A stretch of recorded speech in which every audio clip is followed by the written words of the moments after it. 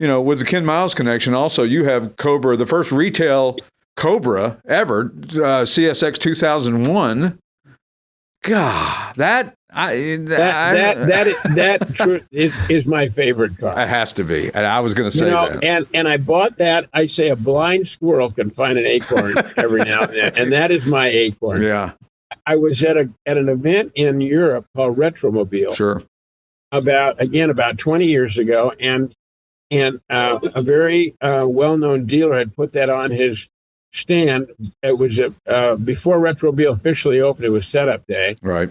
And I love that picture behind you. I love Cobras. I knew Carrol Shelby very, very well, and Cobra really is a hot rod effort. I can go deep into that, but sure.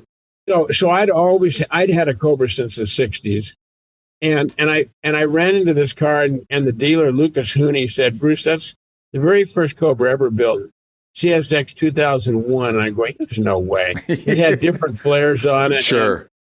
It just didn't look like the first one. Right. So, anyways, he brought out all these files. It turned out that the car was built by a fellow named Ed Hugas, who is back your way. Yeah, in Pittsburgh.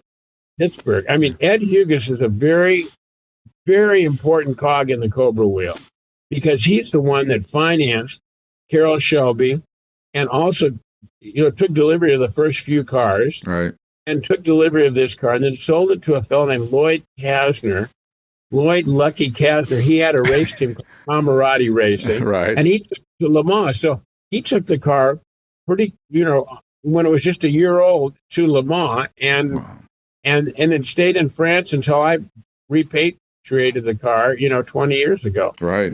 And it's very unusual. It has, well, I don't want to. I mean, I can spend the whole time on this. But basically, he sold it to a very wealthy Frenchman. At the time he bought the car in 1964, Shelby had just come out with the FIA cars, which is kind of a notchback door, right? Those Weber carburetors, and so Lloyd, so his name was Jean-Marie Vincent.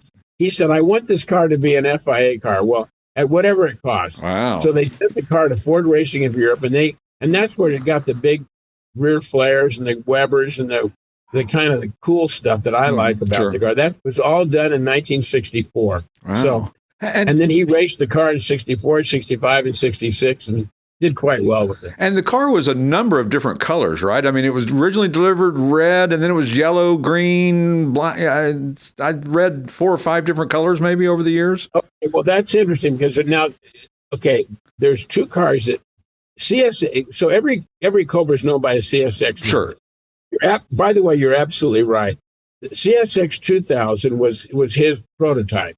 And whenever he'd give it to a magazine, he'd change the color. So people kind of knew that CSX 2000 was a lot of different colors. Right. It turns out that this car of mine was born red, and then it sold to a fellow in Morocco. He painted it yellow. Right. And I think it was then it was back to red, and then when I bought it, it was Aston Martin green. Right. And so I've always preferred the black kind of Sebring car look. Yeah. And so it was my choice to go black. Yeah. And what it is today. Well, I saw the car when we were in Pebble Beach this year when you took off for the tour, and man, that car had the best sound of any car that was there. I'm with you. I love that V8 sound. The Classic Auto Mall Show with their host, Stewart Howden. Available on ClassicAutomall.com, YouTube, or wherever you get your podcasts.